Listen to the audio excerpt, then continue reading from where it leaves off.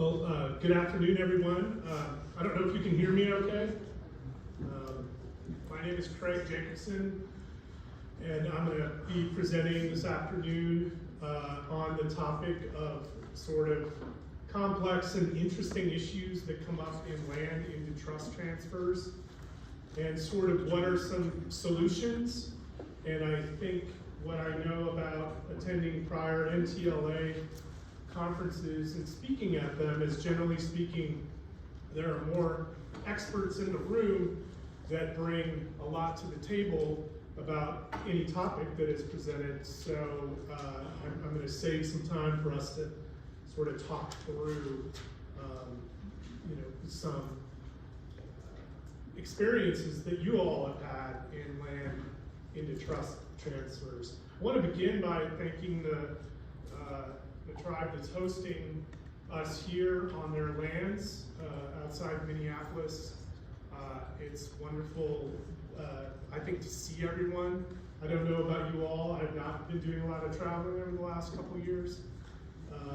And so it's just nice to be back out and see people in the flesh.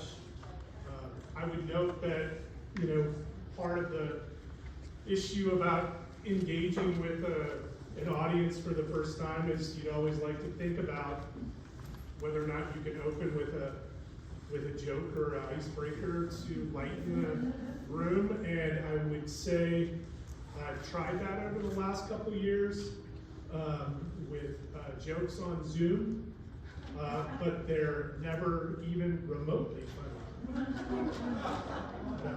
There you go.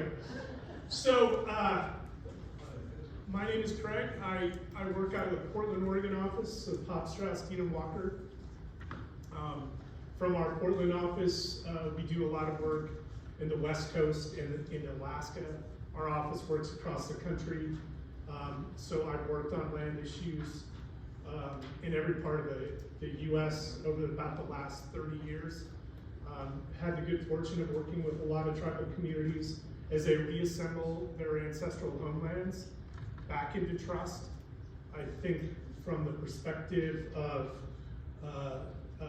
understanding tribal sovereignty, the placement of land into trust is perhaps one of the most important aspects of tribal sovereignty, because the expression of tribal sovereignty and tribal jurisdiction really has some substantial limitations without the capacity to express that jurisdiction and that tribal authority over territory. And so any chance that a tribe has to acquire fee land in the adjacency or near its reservation comes as both, I think oftentimes there are bittersweet aspects to it. Obviously, it's bitter that you're having to reacquire lands that were once the tribes, and then you don't necessarily have control over the condition of the land itself or the title to the property. And the problem with that is that if you're a tribe and you want to place a piece of land in trust, you have to deal with all of those issues, both the physical constraints of what's on the property and what maybe somebody else put on the property, but also the bad deals and the bad transactions and the ceding jurisdictions to things like utilities or third-party owners on that tract of land. Then you're having, as a tribal government, to address those situations. And so part of what I want to talk about today are some real-world examples of some of those complications that come up that you might see when you're working with your tribal government, if you do, or if you work for an agency and you're helping a tribe acquire a piece of land. One of the things that you may end up doing is looking at a preliminary title report at the time at which you're looking to purchase it, and you're looking down that list of encumbrances and easements and maybe prior loans or things like that. And I guess if I were going to have a shorthand concept to convey to you all today, is if you're in that position as a tribal government to acquire land, you're really wanting to think about the 3 C's of it, and all C's are the same, that it's clean, clean, clean. The property itself ideally is clean, in that it doesn't have prior environmental constraints on it, like visible evidence of dumping or any contamination. That the title itself is clean, that it doesn't have a lot of agreements that are too complicated to find, or in the case of oftentimes transactions that were done in the early 1900s or even the mid 1800s and late 1800s, ceding rights of way and things like that, that you're acquiring title to it and you can see all those documents. Because I've been a part of some transactions where you get the preliminary title report and then no one's ever seen some of the agreements that are actually referenced in it. So that is an example of the title itself maybe not being as clean as you want. And then the third clean is the idea that the application you submit to the Bureau of Indian Affairs, if you're going to place it in trust, is as clean as possible. And by that I mean that you're giving them the information that is germane to what is immediately going to happen on the property. But if you are just placing it into trust for future housing, economic development, or tribal use, and you don't have immediate plans on it, it's okay and sometimes preferred to submit that application as a bare land application without a change in use, because the Bureau generally processes those land into trust transfers on a more expedited basis sometimes than if the land into trust application has a lot of moving parts in it. And by moving parts, I mean there are sometimes that tribes will develop things like potential plans, like future home sites, and put those things on a map. And I would say that if you have anything that is under the category of we might do it, or it's a future use, or future place we might put housing, but you don't know for sure, don't put that on the map and don't put that in the application, because the Bureau will hold you to doing the NEPA, the environmental analysis based on whatever the development is you put forward. And so it's hard to put the toothpaste back in the tube on an application if you've shared information about something, but then you're not sure you're actually going to do it. So what are some examples of some of the unique issues that come up in these transactions? Well, during the application process, it's important to understand that the Department of Interior is going to look at the property type, and they'll look at it a couple times. They'll look at it at the initial phase just to see if there are any issues that come up. And right before the land is placed in trust, they look at the title again before the United States actually signs the taking it into trust. So they look at the issue of whether or not there are encumbrances, by that like restrictions, agreements or easements on the property. So some examples of those are mineral rights issues, and I'll talk about that briefly. Reciprocal road use agreements. These are very common in the West in forest land, but they're also common in the different parts of the Midwest where farmers have shared road use on properties, and you can sometimes have that come up as an issue for Interior when they look at title. And then other examples are whether or not it has any unique taxation issues, whether or not there are what are called floating easements, and I'll define that and talk about that a little bit. And then whether or not the property has any environmental challenges. So mineral rights. This has come up for me in dealing with several different land into trust applications. And what's important to understand is that Interior has, in the past, objected to the placement of land in trust where there's split ownership, or what's referred to sometimes as a split estate, where the ownership of the subsurface rights on a property is owned by a different party than who owns the surface rights. And where this has come in frequently for tribes is where the tribe owns the surface estate and wants to place it in trust, but doesn't own the subsurface rights. Part of the reason that this is complicated is in a lot of states, the subsurface right holder is deemed to have the dominant interest. In other words, they have this is especially true up in the state of Alaska. They're given some primacy to put those rights to use.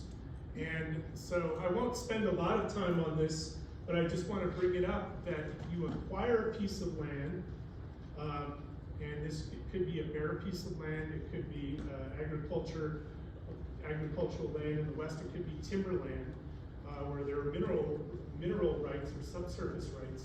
A lot of folks think, well, that just means oil and gas, but it can also mean the use of the property for things like aggregate or gravel as a subsurface right, and any sort of economic development venture that somebody could use in that capacity. Yeah?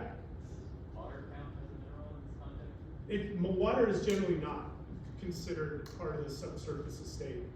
So the water right, I mean, it varies from place to place, but generally speaking, the water right goes with the surface owner because it is mostly linked to putting that water to use on the surface for what's called practically irrigable acreage, or in some parts of the U.S.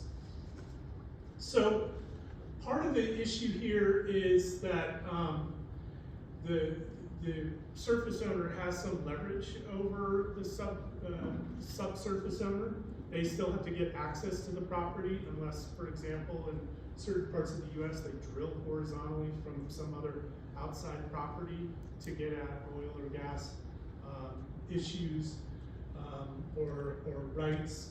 So conflicts can emerge in this. The practical side of this, in terms of dealing with mineral rights that they come up, if you're looking to acquire a piece of property and there is a split estate, meaning you would go in and acquire the surface rights but not the subsurface rights, I would recommend you may want to have a geotechnical report done to determine whether or not there's any chance of that subsurface right holder making any use of those rights on that property. Interior has generally suggested to the surface owner that they just seek a quitclaim deed. Basically, go to the subsurface holder and say, hey, you're not going to use those rights. We've looked at it. There's no oil, there's no gas, there's no gravel. We're not looking to punch a road in for you to go and do some exploration. So your capacity to put those rights to use, maybe you acquired them, and I can say this for a lot of timber companies in the West, acquired those rights back in the 40s and 50s and 60s when they were discovering oil up in Alaska. And they acquired those rights not knowing, well, are we going to be sitting on a gold mine because there's petroleum reserves under here? So they would reserve those rights without knowing whether or not they'd use them at some point. So Interior is very happy if a tribe can then have that subsurface owner quitclaim their interest in those the subsurface estate, or Interior has exempted a tribe taking it into trust, even if the United States wouldn't own the subsurface rights, if the tribe can say we attempted to negotiate it, but we've made the determination that there is no viable use of those subsurface rights. In order to do that, you essentially have to have some geotechnical analysis done to establish that that is sort of the factual basis. So what about, here's one of the big issues that comes up. So that's like a subsurface issue. So what if you've got a piece of property you acquire, 100-acre parcel, and there's 8 acres of it are a former dump site. And you know it because you know the history of the property. You know that there's some physical evidence that may show up if the BIA goes out and does their phase 1 environmental site assessment, or if you do that. So you say to yourself, well, what are our options? That there are some contamination, portions you don't own.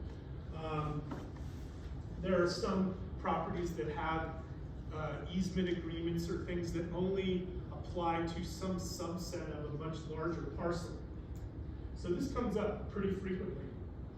One of the options, this is just an example of a larger piece of property that had some concerns in the shaded area.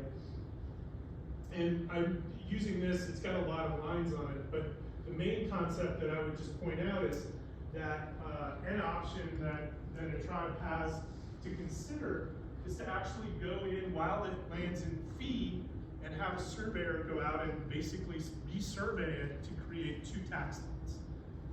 In that case, then, you could create a tax lot that surrounds the area that has like an environmental concern, or may have some other agreement that is associated with it that you know would be a bar to the placement of land in trust.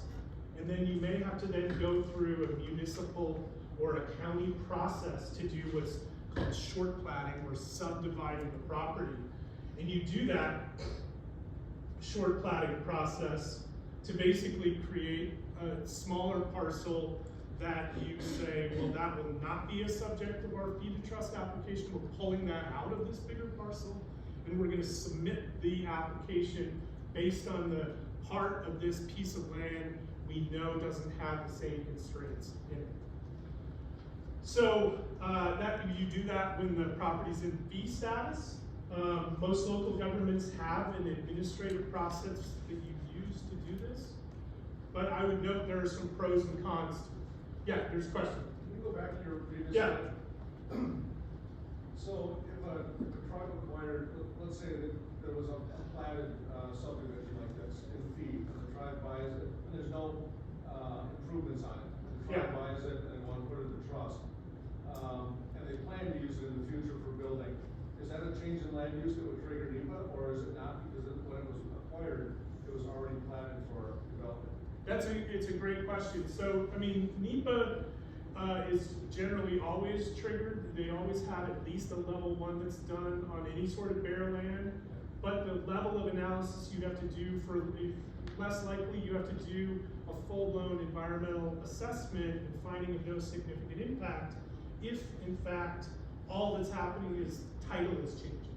If it's already been subdivided and then the interior looks at it and they say, well, you know, we want you to analyze this in the context of it being a subdivision, you say, well, it's set out that way into these separate tax lots, and we acquired it that way, but we didn't have an option to reassemble it, and it doesn't make sense for us to reassemble it. We'll just deal with it once it's in trust, but we don't have any immediate plans to punch in that subdivision, then you don't have to do that as part of your EA. So I don't know if that answers your question. So what are some of the pros and cons of taking this approach of basically looking at a larger parcel and carving out proactively a portion of it that brings some constraints or restrictions or concerns? Well, anytime you subject a parcel of the land that the tribe owns to the approval process of some other jurisdiction, that can have the effect of the county, or in some cases the municipality if they have some authority over it, gaining leverage over the tribe's future use of the property. Because it's generally an approval process. You can't necessarily just submit a survey of these 2 tax lots and then have it just sort of rubber stamp. They generally have criteria that they apply to any sort of short plat or subdivision process. You generally have to have some reason for it. And so if you've been, like a lot of tribes do, they don't generally want to have the county or municipality or some other entity know everything about their plans to put land in trust as early as possible. So you may not want to have the county involved in your business on a parcel of land if you don't have to. So that's a con of potential con of doing that. It can take time and money to do those surveys and go through that process. However, if you know that there's a portion of that land that is an absolute bar to putting it in trust because of something that preceded the tribe's ownership of it, then using this methodology may be your best bet, especially if you've got like the case of a 100-acre parcel, but just 2 acres of trouble on it. And you say to yourself, well, we can carve out 5 acres in a polygon around it and survey that out. And then we go in and we've got 95 acres that are just clean and no issues with title, no environmental or other historic constraints with it. And then we'll deal with that parcel later when we get done cleaning it up or cleaning agreements off it or anything like that. Yeah. In one instance, would prevent a piece of property from going into trust. And I ask that because, you know, we purchased some key property. We're going through the EA and discovered there was an underground dump. Mm-hmm. Years old.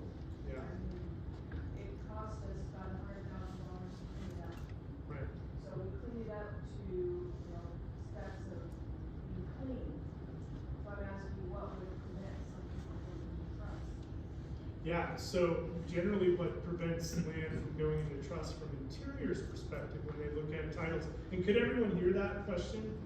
Yeah, so what generally prevents a piece of land from going into trust is basically a problem that the United States says this is a potential dispute that we will then have to defend. They can see it, you know, beforehand, and that they then view it under the standards, under 25 CFR Part 151. Those are the regs that apply to land into trust.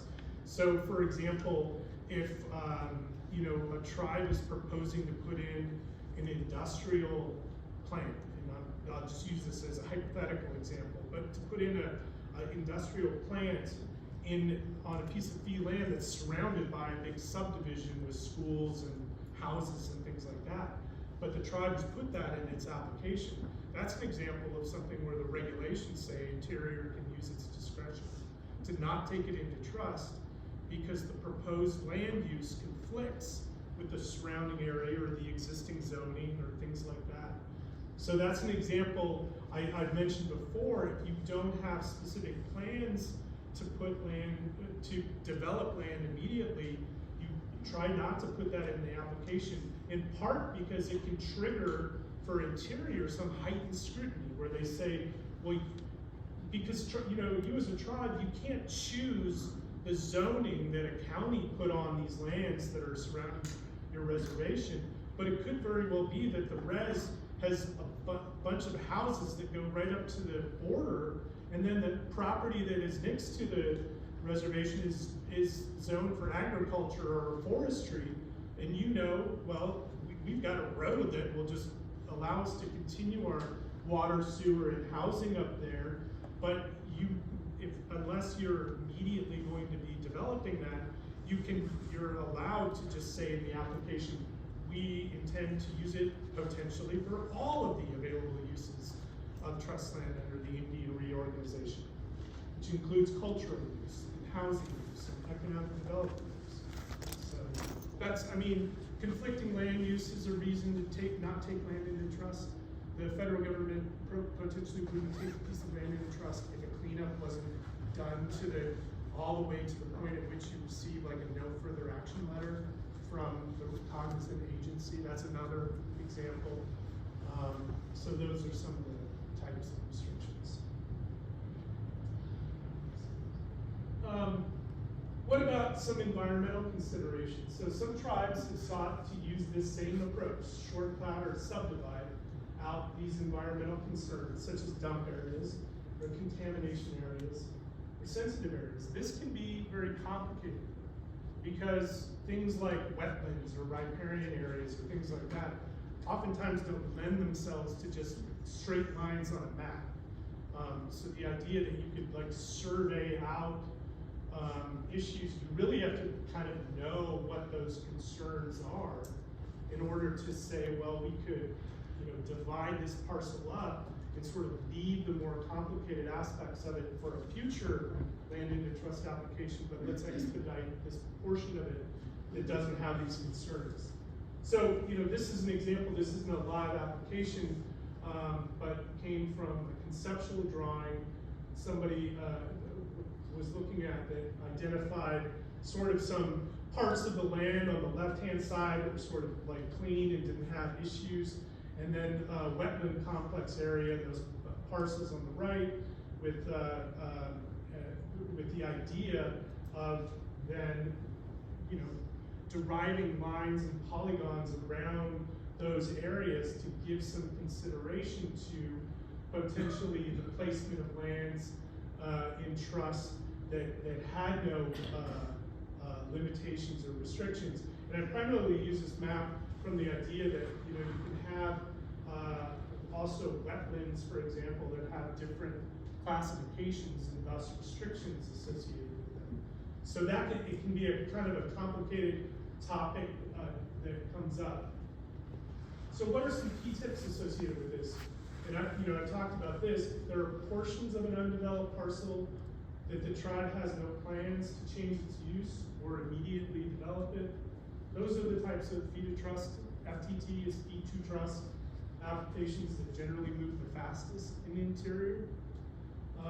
Surveying out wetlands or riparian areas could be very complicated, technical, expensive, and it may also not be possible.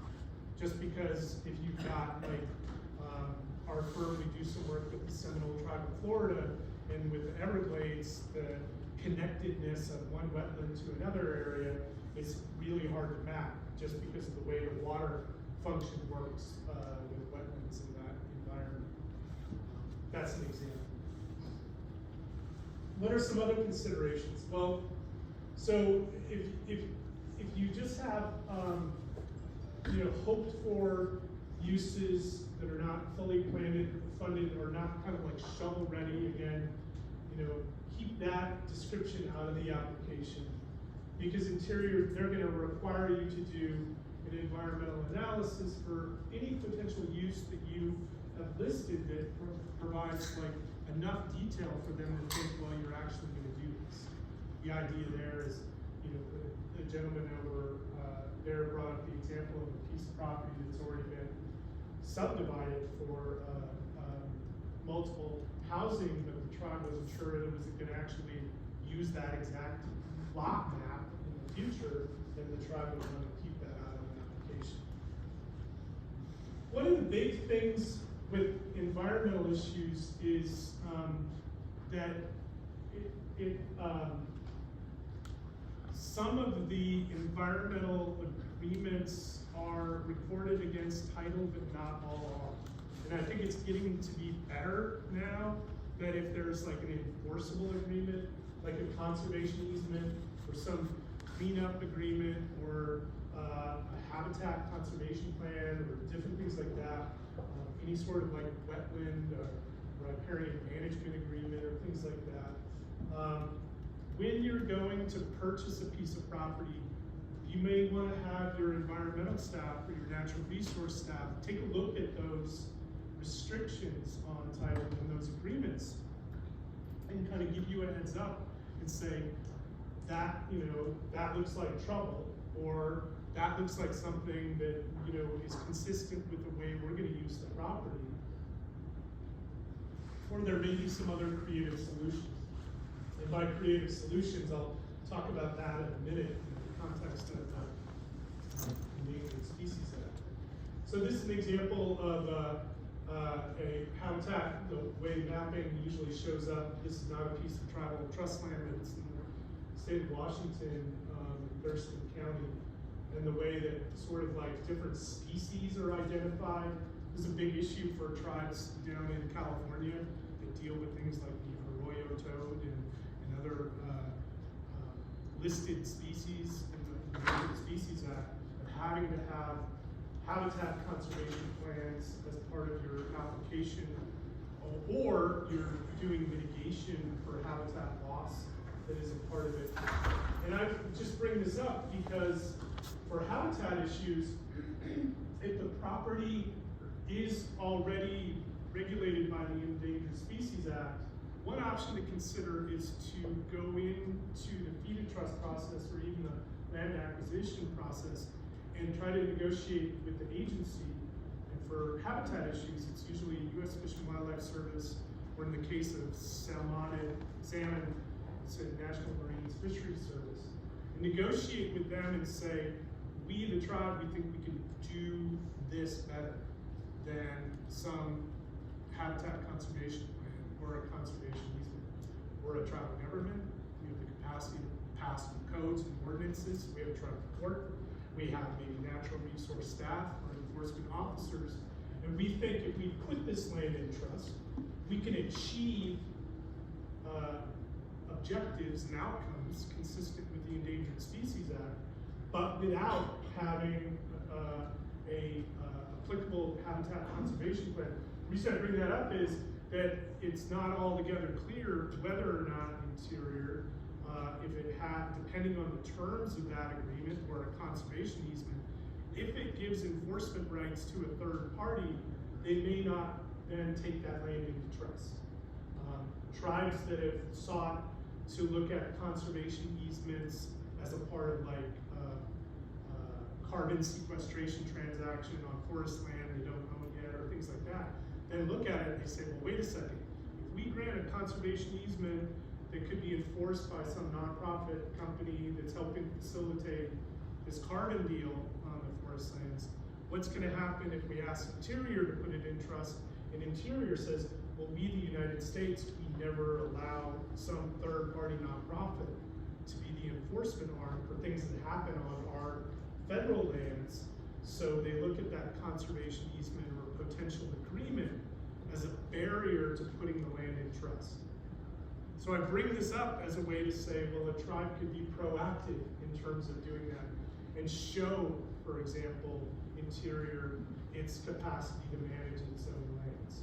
So that's an example of that, is tribes manage their timberlands under the Indian Forest Resource Management Act, and tribes develop 10-year forest management plans that map out the tribe's timberland resources, and the tribe may say, well, those areas that would be under an HCP, that you all would enforce at the Fish and Wildlife Service, we, the tribe, we think we can enforce that just fine. Those are conservation areas for us, they're sensitive areas for us. We'll map them, as such, we'll restrict them as such under our own laws. We think that they're even better protected once the tribe owns it in trust, and the United States is involved, than having some third party or private timber company do these plans. The last bullet point brings up a conservation easement though. If you do acquire land that has a conservation easement on it, I would say, be cautious going into that transaction. That if you intend to place it in trust, that could be proved to be a barrier to the Interior, if it is an enforceable conservation easement.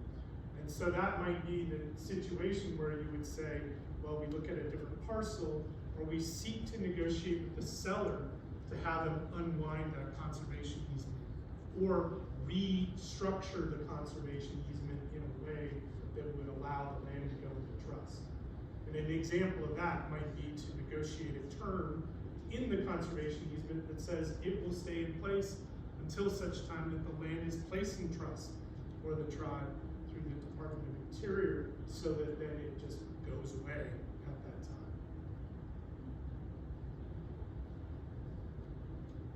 What are some other issues? So I mentioned before, reciprocal road use agreements. So for tribes that are reacquiring their homelands in timber areas, these are very common. Timber companies would generally punch in roadways that had multiple river crossings and culverts and all this kind of stuff. And because they all had their timber on 30 to 40-year rotations and different blocks of land, if they had a mainline road that accessed multiple ownerships, they would execute reciprocal road use agreements that they all agreed to some percentage of the maintenance or some percentage of the requirement of culverts and all that kind of stuff. That's an example of the type of agreement that the Interior would look at and say, we're not sure that we want to take the land into trust, because that's an agreement that's enforceable by a third party against the United States. In the United States, they have what's called like the Anti-Deficiency Act, and that's basically an act that says that the United States and any of its agencies are not authorized to basically take on some potential dispute that doesn't have with it enough money to cover the United States interests. And so they'll use that, as a way to say, well, you're buying this piece of land and there are these two timber companies that still have rights to use it.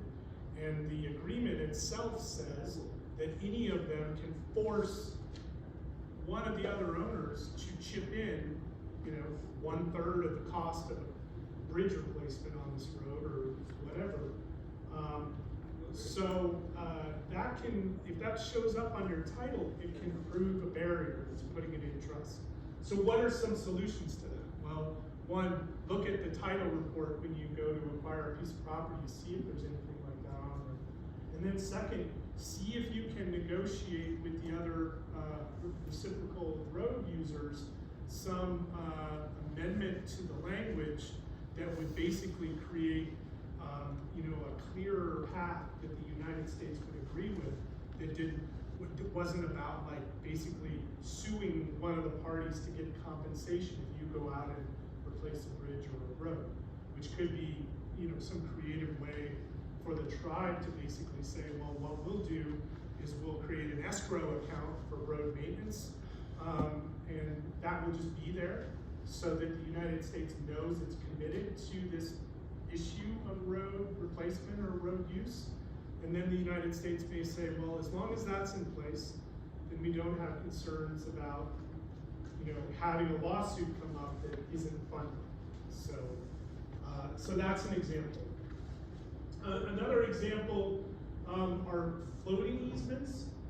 So a floating easement, and I've got a map on the next slide, but the concept of a floating easement is this idea, and this is also common on commercial, both timberlands and some subdivided lands, where there is a commitment that is put on a parcel of land that gives another party the right to put in a road or utilities, but it's not a corridor.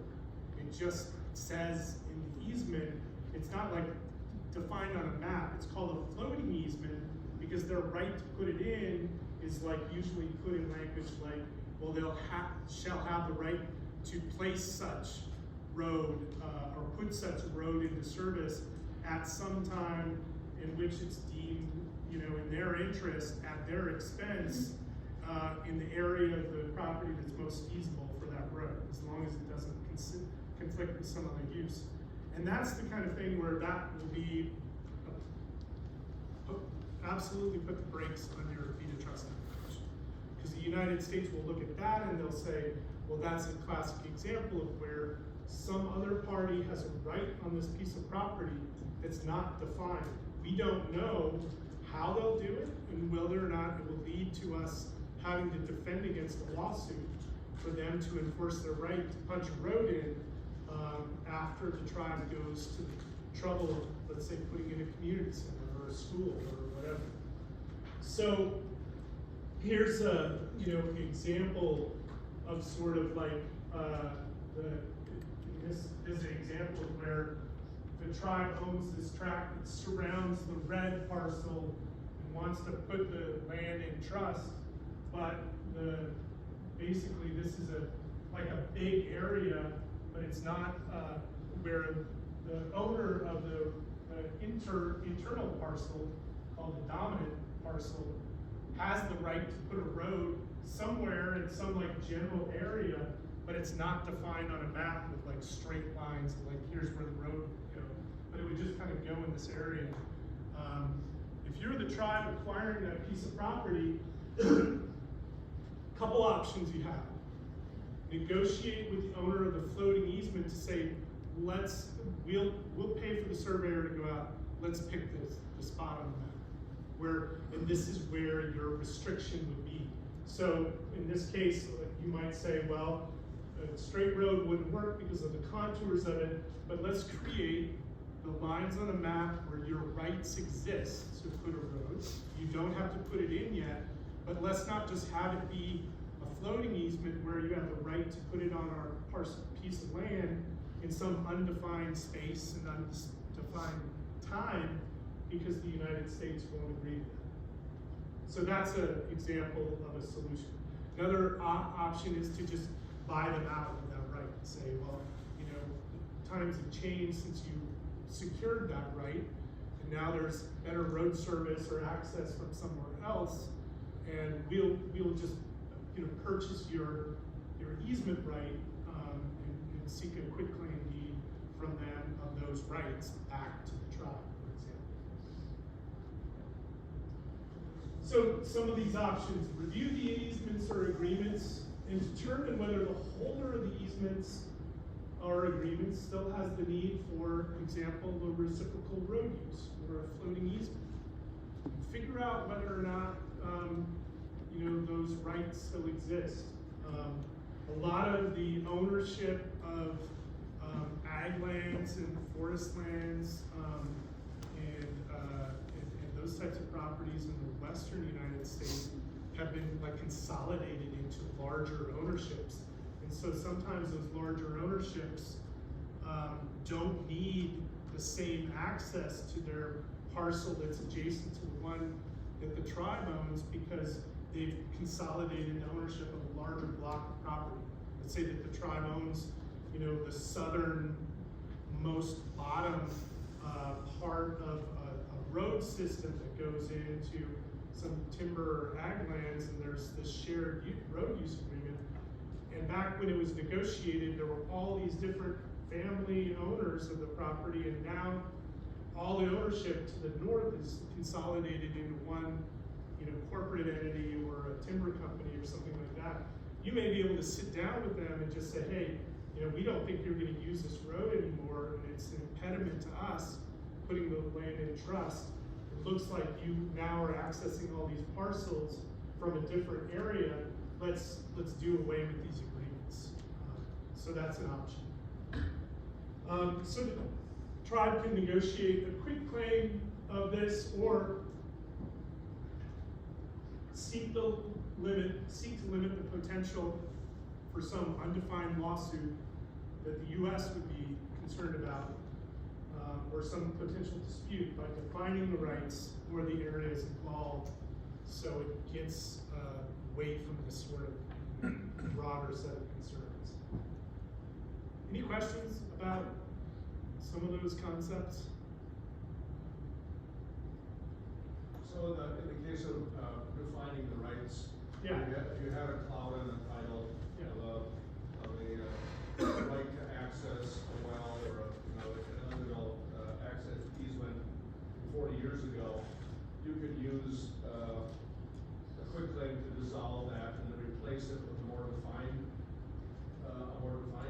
right. Yeah, I mean, exactly. Where you could just have a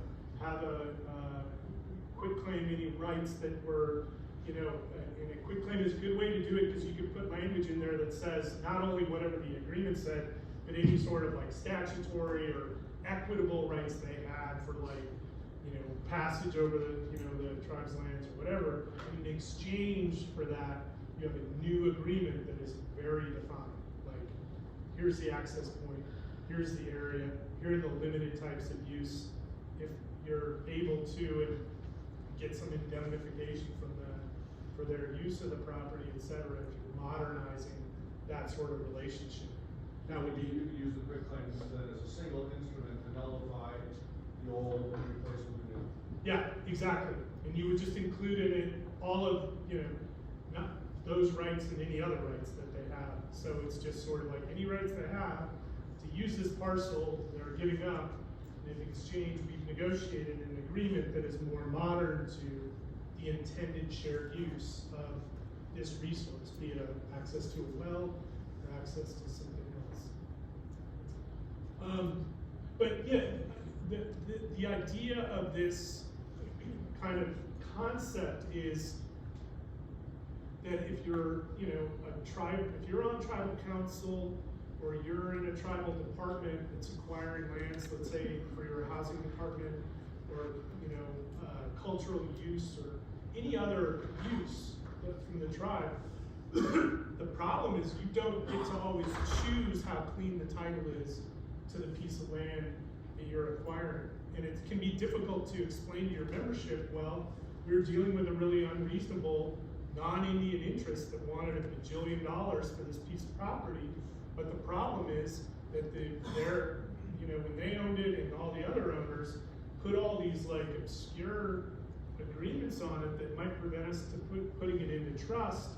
So we know that the membership wants us to acquire this piece of property, but we have to weigh that against whether or not acquiring it without, you know, acquiring it without requiring the current owner to clean up some of those title things before closing can, you know, create sort of a bunch of headaches for the tribe to then say, well, now we've got to deal with these encumbrances on a piece of land ultimately that was always the tribe's.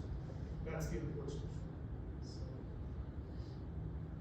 So what about local agreements? So I mean, I dealt with some land issues. I would say, you know, other kind of complicated or nuanced topics that come up in deed trust applications are where tribes are saying, we know that one of the elements that we're going to use in our application will be required to include is a description of the impact on surrounding jurisdictions of the placement of land in trust. And so for some tribes, they've been able to describe it as a way that it's a net positive of placing the land in trust. Let me give you an example of that. I worked with a tribe that went to put a piece of land in trust, and a part of the agreement that they had negotiated with surrounding emergency management and sheriff department was that the tribe got a grant to put in a cell tower that was going to be basically provide for much needed communication access for this entire sort of remote region. And the tribe described that in its application and said, we've already agreed that the sheriff's department could have a transponder on our tower. And we're okay with that. We put it in a written agreement, but we can't build that tower under the current regulations and use our grant proceeds until the land's in trust. So when it's in trust and then we build this tower, then there's a net benefit, not just to us, but surrounding jurisdictions. And so one of the things that I mentioned, you know, that tribes do as a part of putting land in trust, and it's all dependent on your own tribe and the relationship you have with surrounding jurisdictions. And sometimes that can be good, and sometimes you can be at loggerheads with the county, and they just say, any land that's gonna come off our tax rolls, we're gonna oppose. We don't care. We're just gonna oppose it because that's how we view it. It's like we'll just oppose it because there's enough other Indian land or federal land that we can't tax. So if you're gonna take a 5-acre parcel of land on it to put in a fire department that is gonna serve the whole area, we're still gonna oppose it. Even though it's a benefit to everyone, we'll oppose it just because we won't get our $18 of property taxes off that parcel per year. There are counties that are like that. They just have like a policy that's just like, we'll oppose every single piece of land that goes out of our jurisdiction because we want that tax revenue. But there are tribes that have more productive relationships, and I would say this is with more sophisticated counties and municipal governments that understand one of the best benefits you can ever have is having a tribe in your county. Because the tribe is bringing in, the COVID example is one where tribal governments were the first to vaccinate America. You look at the maps, CDC has studied it, one of the biggest impacts, not just for tribes, but for the non-Indian population around reservations, where those areas benefited substantially in the earliest stages of COVID in terms of getting vaccinated and inoculated. And it was one of those things that kind of sometimes flew under the radar, but we heard about it in different parts of the country where you had some jurisdictions that had always been opposed to Indian issues just because that's the way they were, who were all of a sudden huge fans of the fact that they had a tribe in their backyard, because the tribe was providing healthcare, access to healthcare that no one else could get, and the tribe was gracious about bringing opportunities for even non-Indians to be vaccinated. So I would say there are, I think, jurisdictions that have come through this period and have woken up to the idea that having a tribe that is proactively out spending money on things like infrastructure, broadband, communication, healthcare, has all these spillover benefits to everyone in that area, so that if you're in the process of negotiating these agreements to put land in trust, you may have a different conversation with them today than maybe you had 5 years ago, where they look at it and they say, well, if the tribe's doing well, we're probably doing better because of it. And if the tribe's doing well because they have access to the land they need to put in water supply, and electrical supply, and other infrastructure that might not just benefit the reservation community, but the broader community, then we're gonna get on board with supporting putting land in trust. And we see a lot of examples of it, even in the context I mentioned schools up there. There are school districts that have looked at this and said, well, we want to have MOAs or MOUs with the tribe because we see mutual benefit in coordinating better on school-related matters as well. So part of what those jurisdictions sometimes want is what's referred to as payments in lieu of taxes. And I just bring this up, I'm not saying that you have to think like, oh, well, we will just go in and offer that.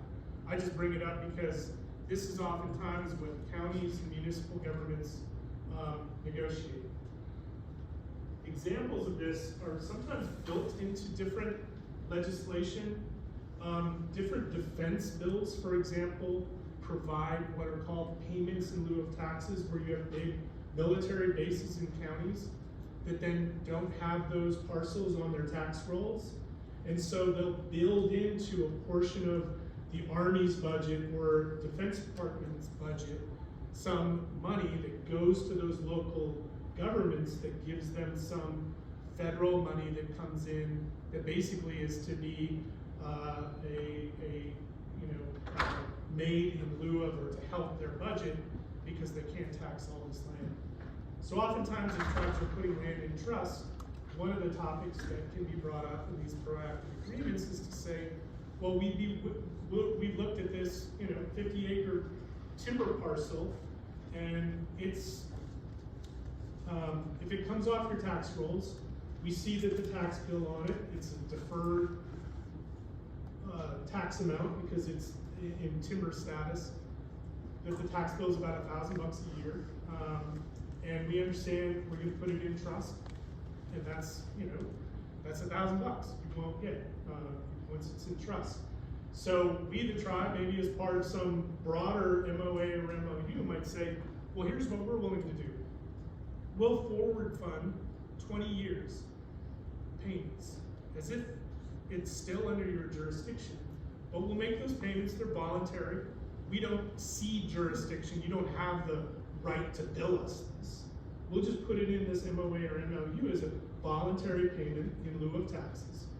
And but we'll just do a sunset date on it. We're not going to pay this forever, because what's the benefit to us in putting it in trust if we just pay taxes on it forever?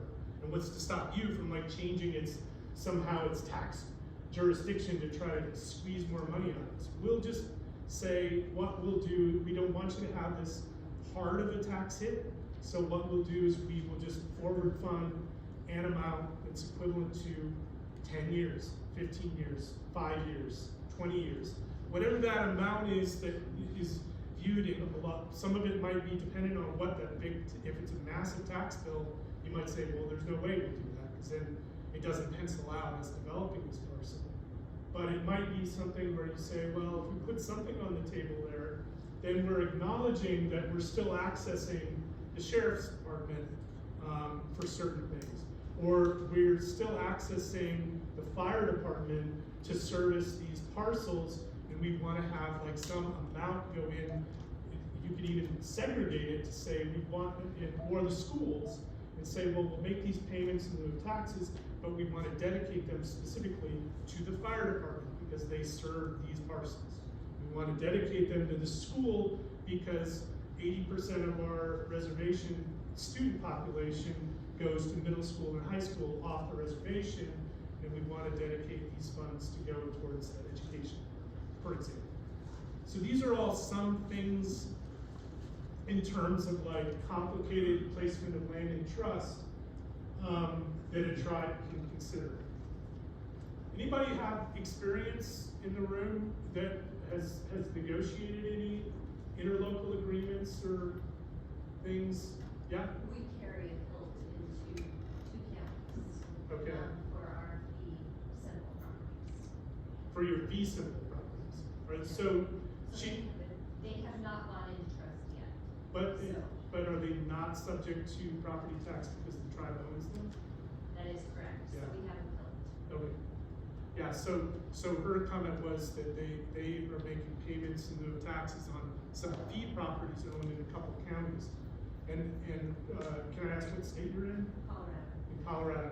So there are different states that allow for tribal land, even if it's in fee, to be considered tax exempt on a similar basis as churches and schools and nonprofits, but they have provisions built into their code for that. But then many tribal governments will do, she mentioned PILT, which is payment in lieu of taxes, without the O. But it's the same idea. But a payment in lieu of taxes agreement for those fee lands. And I would imagine that the counties that you work with are probably very pleased about that arrangement because it probably makes a difference for them. Yeah. And I would imagine that when you go to acquire other fee lands or consider placing lands in trust, that they're less opposed to it because they don't view it as like a zero-sum game. Like if the tribe owns lands, we're screwed. That is correct. So, Great. and we every year we have a spreadsheet that we, I guess, review, that the county gives us, and then we review it, and if anything has gone into trust, then we remove it from the code. And if we purchased or acquired any other properties, then those go with that. So it's just kind of a standing agreement that if we acquire land, that they're going to automatically put in the code.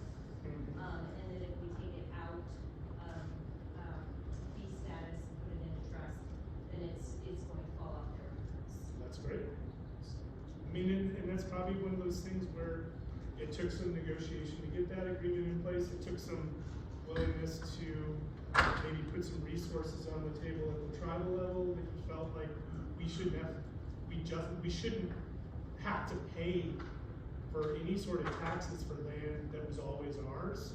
But it's one of those things where in this sort of modern environment, it's complicated. And reassembling your land base, sometimes these transactional deals can be beneficial.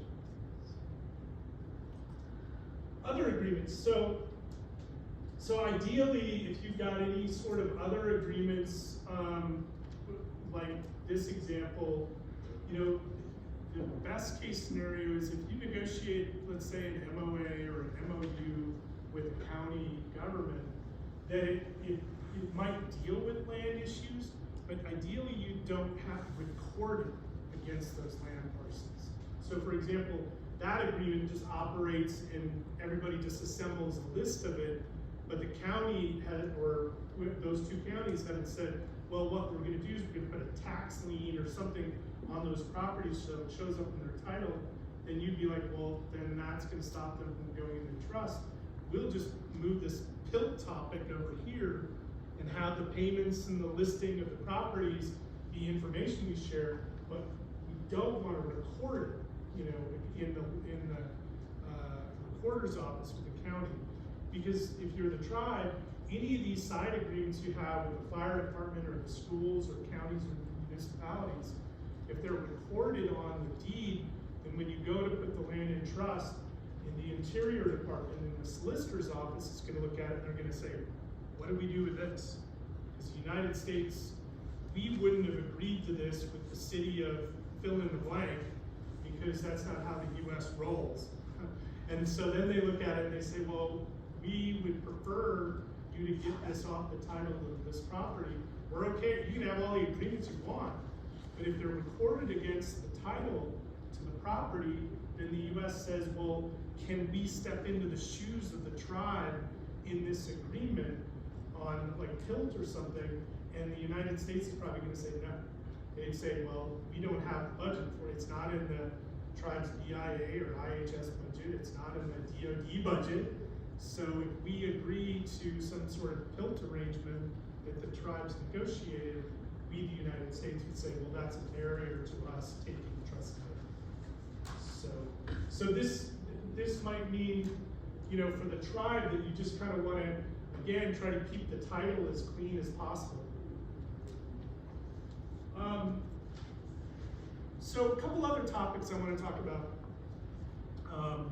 So there's a little known provision in the Self-Determination Act, PL 93-638, that allows tribes to acquire under the authority of that, or agreements with BIA or IHS or other agencies if you have, to acquire title to federal lands at certain stages in the process in which that acquisition is made available. I worked for quite a while with a partner of mine on some land that was placed in trust from a downsizing Army base in California. And it was a massive chunk of land that got put in trust. But it was federal land owned by Army that then was put in trust, and there was nothing in the BIA's manual on how to deal with this scenario. So they made the suggestion at the time, well, what needs to happen is you acquire it, and for a moment it goes out of federal status in fee, and then we put it into trust in the 151 process. And of course, the problem with that is then the county gets to object. The county gets a copy of the fee to trust application, and then they get the chance to say, well, there's gonna be a huge impact on us, even though all that's happening is it's moving from one segment of the federal government over in Army to Interior on behalf of the tribe, and that there's a right to it. So I just want to bring this up, that if you're work for a tribal government and you're looking to acquire federal land, you may want to be very proactive about making the suggestion that if it's the BIA that you're working with that's making the request for acquisition, or it's the IHS, or in some cases it could be specific legislation that is meant to transfer federal land to a tribal government, that you sort of proactively work with Interior, the Solicitor's Office, the DIA, to say, we don't think there should be this extra step. It shouldn't have to go into fee for 20 seconds to then be put back into trust. There should be a way to do that. And if you have any questions about that, I can give you some more background about it. Also, I would just encourage you, if you, the part of the Self-Determination Act, and that's the ISDEA reference, which is 93-638. The section, it essentially allows you to acquire the federal land through a federal agency for which you're carrying out federal functions. So if a piece of other federal land becomes available, you can basically ask the BIA to acquire it as either excess or surplus federal property. The federal agency that owns it has to declare it as such, excess or surplus to their agency, and then make it available to another federal agency. And I would say, I bring this up, it's very important, because the transfer that we worked on, which was a massive one with Army, was a no-cost transfer. So there was no payment from the tribe for the land. Of course, there was a lot of costs to do some environmental work, and Department of Defense is not very good about keeping properties clean at all. So there's always the inherent risk of acquiring lands that a federal agency hasn't taken good care of. But if you are a tribal government, I just want to make you aware of that it's a provision that folks aren't necessarily always aware of. Yeah? Is that typically contiguous land? And if not, what's the typical proximity to the tribe or the reservation? Can everyone hear that? So she mentioned that the question of, is it usually contiguous lands, or could it be federal lands that are away from the reservation? And the answer is, it could be lands that are just within the ancestral homelands of the tribe that aren't contiguous to the reservation. But the key, with most fee to trust issues are, the further you get away from the reservation, the more likely you are to potentially be in some other tribe's ancestral homelands, and the justification to put it into trust can be more difficult. So it's always just sort of one of those things where, if it's clearly federal lands within the tribe's ancestral homelands, that area, that it doesn't have to be right next to the res. Yeah. Under tribal government 638 go after some of the lands that up in the Black Hills that were deemed surplus, suitable for transfer. 1.2 million acres of federally held land, is that still viable today?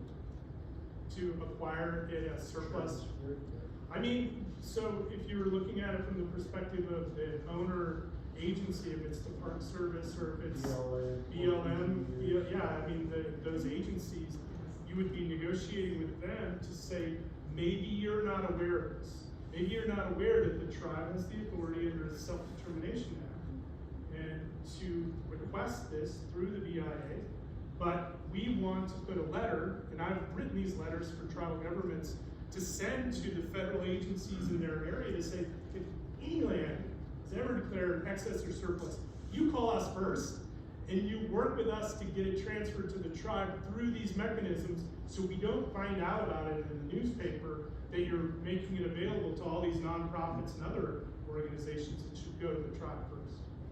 So how do we prioritize that under tribal government versus a non-profit or a publicly owned organization? So that's a great question. So we asked, well, how do you prioritize it as something that the tribal government does versus some other entity? And at least for the provision under the Self-Determination Act, it can really only be triggered by the tribal government, because you have to be party to a self-determination agreement, Title I contract, 638 contract, or a Title IV self-governance agreement with Interior, Title V self-governance agreement with HHS, and then use that legal mechanism to make the request for the transfer. So it puts the tribe at a level. So I use that example of the Army base. The Army had an acquisition process that was sort of like this sort of chain of boxes, like a waterfall of boxes. And basically the land was, if it was declared excess at the federal level, excess means at that box, it's available to any other requesting federal agency. No one else can ask for it. So at that excess level, that's where you, the tribe, want to get it. Because then you acquire it by having the BIA or the IHS say, we're requesting this property on behalf of the tribe to carry out all the functions of this. And in the case of this Army base, there was a part of it that was a medical hospital clinic. So part of the request came in from the IHS to say, well, the tribe's going to acquire it and actually use that health facility. And so in the continuation of this agreement, they want to acquire it at a no-cost transfer process. If Army does that and there's a time frame, they make it notice out to federal agencies. If no one responds, they go down to the next box, which is surplus. And at the surplus level, then any sort of regional nonprofit organization, community partner, other entity can kind of come in and negotiate to get the title, but usually they have to pay some portion of its fair market value or get some special donation. But if you're a tribe, you don't want to then go, be sitting in a room with all the church groups and nonprofits and whatever, having to argue to reacquire what was once your land. You want the federal agencies to be aware of it and get it at that first box in the waterfall. So if it's under treaty status, does the federal funds follow that process? that are, with the other federal agencies? If it happens in your request?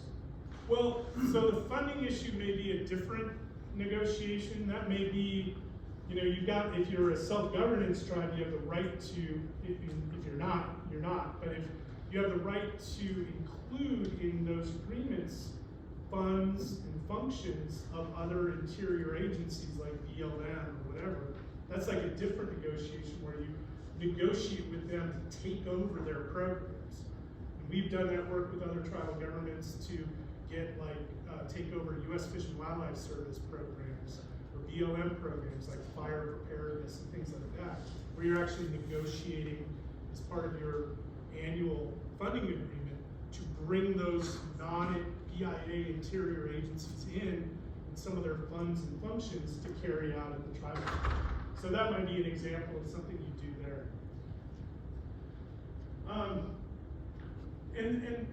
This is probably one of the last ones I'll talk about, but another consideration are just Alaska land, fee land, Peta trust transfers. So the end of the Obama administration, they authorized a reverse internal solicitor's opinion that said that because of the function of the Alaska Native Claims Settlement Act, that tribes in Alaska, other than Peta, that has a reservation, didn't opt into ANSA. But other tribes in the state of Alaska have the same legal right to place land in trust. They put that rule out because the United States lost a case, the Anti-Deficiency decision that NARF brought, that basically said all the tribes in Alaska should have the same right under the Indian Reorganization Act to put land in trust. That rule got put on the kibosh by the Trump administration, and it's now come full circle back under the current administration to allow Alaska tribes to now submit applications for placement of land in trust. So I just bring this up because just in terms of complex land title issues, are there any tribes here from Alaska? I rode up on an elevator with a gentleman from Yakutat. Is that you? That's from Yakutat? Okay, yeah, it might have been that I rode up on the elevator with you. But yeah, so for tribes that are here from Alaska, I mean, there's some special considerations, and there's always kind of complicated land title issues in Alaska that are unique to the state. The same is true from Oklahoma. I'm from the Portland office. I'm a member of the bar in Oregon and Washington and Alaska, but I don't know all the complicated issues from Oklahoma, but William Norman and other folks in our Oklahoma City office will know those things. So in terms of discussion, it's important to note that gaming applications to put land in trust follow a different process. There's been a very important redelegation of authority, not from the central office now, does not have to make the decision to put land in trust. It's been redelegated back out to the regional director levels. That's a very big win for tribes because regional directors generally have a better sense of the politics and the need for land for the tribes that are in their region. And it's a bunch of less steps to go through because there's just not a lot of staff in the central office of the EIA to deal with administrative issues like pending Peta trust applications. There's not always a lot of staff at the regional level, but they usually have more specialists there to deal with like land title records office, that's where the regional solicitor is, etc. There are some upcoming consultation sessions on some proposed changes to the land into trust process that are intended to make it more simple. Those will be coming up in May. There was a Dear Tribal Leader letter that went out recently on those consultations. They're having 2 of them in person and 4 of them virtually.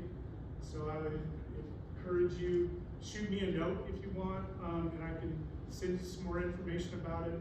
You can also just kind of look it up. It was a Dear Tribal Leader letter that went out in March of this year, announcing both some changes to the regular Peta trust process as well as for Class 3 gaming. placement of land in trust request review. Any other issues that you all are dealing with? Yeah. Hello there, I'm from Rosebud, South Dakota, and in the sixties, our tribe had legislation passed by Congress called isolated tracts. So our tribe can go out and mortgage a tract of land, use the proceeds and buy fee land, and it shall go into trust. So it's mandatory acquisition. Mandatory. Yeah. The hardest part was having definition of shall. Mhm. Bureau said maybe. Uh-huh. And so we had to fight that argument, and now we can go out, mortgage land, and then take that, and that's how we're increasing our trust land base. That's great. So the comment you made about that is the difference between what does shall mean? Does it mean you have to do it? Because there are different rules for the BIA for what they consider discretionary fee to trust, meaning like, well, the department can decide balance all the interests of the state and the county's interest and the tribe's interest versus mandatory acquisitions. So for a lot of tribes that were restored in the 70s and 80s and different eras, they would have legislation, and also for tribes that had heavily allotted reservations or things like that, have had legislation passed that basically mandates that if a tribe acquires land in certain counties or for certain purposes, that Interior shall place the land in trust. And then tribes have had to argue with that to say, well, what that means is we don't have to assemble this big fee to trust application. You don't have to give the county all this like say-so about these impacts. That the shall language means you just process the land and put it in trust. And so, Yeah, the legislation also allows individual tribal members to use the same law. They can mortgage their trust land, buy fee land, and put it in trust, but that part is discretionary. I see. Yeah, so there's two parts to it. Gotcha. The shall for the tribe, and we have tribal members who do that, who mortgage their trust land and buy fee land. Gotcha. Thanks for that. Heads up. Any other thoughts that folks have? I think we've got like 10 minutes left, and yeah, I have a question on the federal land. yeah. That you're saying that the tribe has the rights to access the federal land? Yeah. So when I say it has the right, it's not the right to just basically force a federal agency off its land. It has the right to, the Self-Determination Act has the right for the tribe legally to acquire land through the agency with which it has an agreement if basically a federal agency makes that land available to that agency or no longer needs it. Okay, we have, Fish and Wildlife has federal land right next, that joins about 120 acres on the west side, and there's about 160 on the. They don't use it anymore. They used to lease it out for hay, for their, buffalo and whatever in the park. But they haven't used it now for, like, say, 6-7 years. So, we've been asking them to turn that over to us for about 3 years now. Yeah. We even went up to their main office and met with them and, oh yeah, we'll look into this, we'll see, and really, to this day, they won't. Is this Fish and Wildlife Service or is it Park Service? Park Service. Yeah. So I mean, there is a unique window of time right now with Chuck Sands at Park Service. It's the first time there's ever been a tribal member who is the director of Park Service. He's a member of the Confederated Tribes of Utility Reservation in Oregon. He's a tremendously capable person. It's the first time we've ever had somebody that is a tribal member direct the Park Service. So it may be an opportunity to have a conversation at that highest level with the Park Service to educate them. They may not know about the unique history of your tribe and the relationship with the Park Service. I would say I've been a, Gary, yours, they would advertise their land or per hay.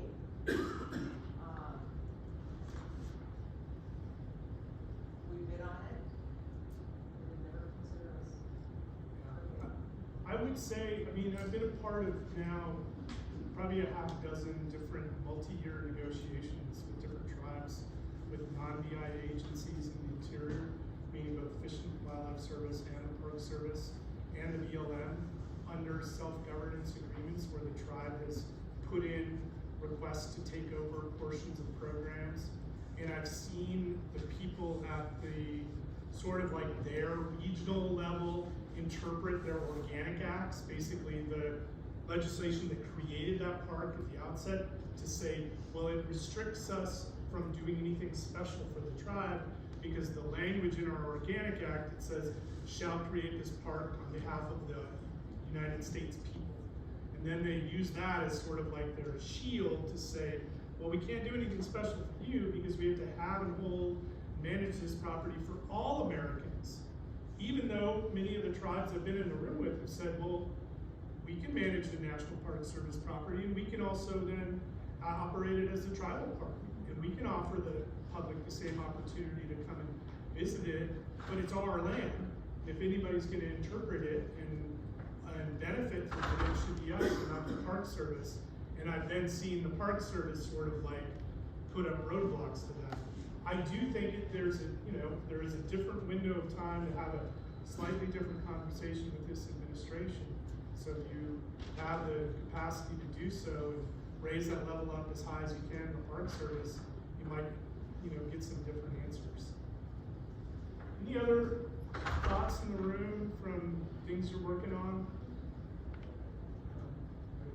Also, that surplus transfer, do you have to be an existing self-determination contract, or you do that as part of the process? So his question was, in order to like potentially access the rights under the Self-Determination Act to request, surplus or excess federal lands, do you need to have an active agreement? The answer is generally yes. You would need to, but it doesn't have to be for everything under the sun.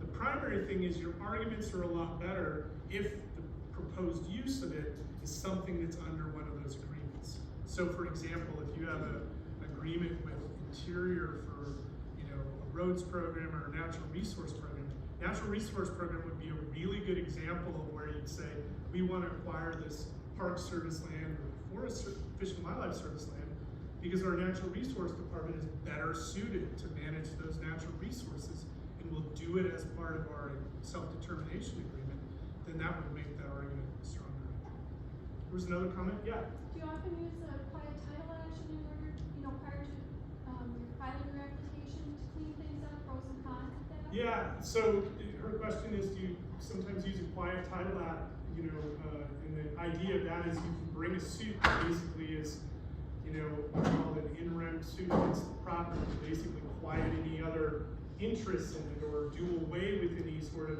undefined interest in it. The answer is yes, sometimes we'll do a quiet title act if there's like a concern about adverse possession, the idea of like a fence that wasn't on a property line or something like that. Adverse possession is this equitable idea that if you occupy somebody else's land in some states for like 10 years or different periods of time, that you acquire title to it because you put up the fence and you grazed it and you improved it, and they never objected to it and you did it long enough that then you acquire title to it. I've been a part of some Quiet Title Act proceedings where we were quieting those sort of equitable interests that weren't recorded against the title, because when the surveyor went around and saw this, they saw, well, the road isn't it where it's supposed to be, and the fence is neither, and the United States is gonna look at that and they're gonna say, well, we don't wanna acquire title to it if that means we're gonna be the defendant in a lawsuit, for some adverse possession. The answer to that, of course, is you can't adversely possess federal land once the U.S. acquires title to it, but they basically will say, well, if we think there's a potential dispute, we don't want to deal with it. Any other thoughts? Yeah? Can you touch base, I might might have missed something, you were talking about it needs to go into, I think in the trust acquisition, needing to go into fee for a short period of time? Yeah, Interior and BIA took that position on a transfer that we worked on with the Army. And they just did it because they said, well, basically, in order for the title to transfer from agency to agency, there's no way to keep it completely federal, that it basically has to go through a process in which the acquisition of the title from this other agency, because it's a completely different agency, results in the argument that that process takes it out of one kind of trust, and for that instantaneous moment before it goes into this other kind of trust, then it could be argued to be fee land. And so, here's a shameless promotion of a really obscure law review article that I would have co-authored, but my partner and I wrote an article about why that should never happen for the North Dakota Law Review in like 1999, because it came after we worked on this big Army-based thing, and we laid out the entire structure of why Interior can just do it and it never goes into fee. And so that's come up a couple times. We've actually had to argue it and show that to Interior. And one of the comments that we've made for now the last 20 years to Interior is that they should revise their 151 regulations to just clarify for trust-to-trust transfers. Be it because it happens with, they're able to do it for trust allotments. Like if an individual allottee owns a trust allotment, Interior says, well, it can go into tribal trust without it ever going into fee. So we've just said, well, the exact same analysis should apply for a Fed-to-Fed transfer, but they've never revised those regs to specify all that out. Hopefully it will be, and hopefully there will be more tribes that get federal lands and transfer them into trust to then pave the way for that process to be simple. And individual public domain, individual trust public domain can also transfer to tribal trust straight without that fee, that short-term fee interruption. I think if it's off reservation, you could have someone in Interior argue that, well, the public domain allotment is slightly different than an individual trust allotment.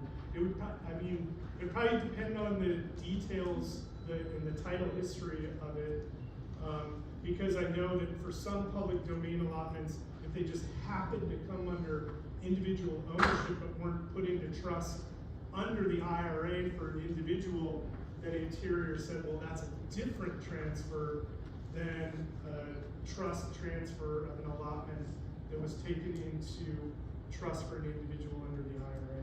So if there was an interruption, if there was that short interruption in a public domain trust allotment going to tribal, would that also then interrupt the 1988 trust status issue related to gaming? I don't know the answer to that off the top of my head. That for gaming, it's a more, I think it's a more complicated question. I think for all of these scenarios though, if you have a piece of trust land that is, whether it's public domain allotment or not, it's not subject to county jurisdiction, county zoning, taxation, all that kind of stuff, and you convert it to trust status for a tribe to do anything, whether it's gaming or housing or even just future reservation, I think there's strong argument in the IRA and other cases that counties and state governments should have no say-so in that process because they're not impacted. They didn't regulate it before, they didn't have jurisdiction over it before, and there's no reason why they should be able to jump in and say, well, if it goes over to a tribal trust status, that we get a bite at the apple to say, oh my God, we're gonna lose out on all this tax revenue. Oh, by the way, we've never collected because it's always been a public domain law. There's my anti-county soapbox. If anybody's here from the county, sorry. Just kidding, nobody's here from the county. Anyway, thank you guys. I think like 80% of you guys stayed awake.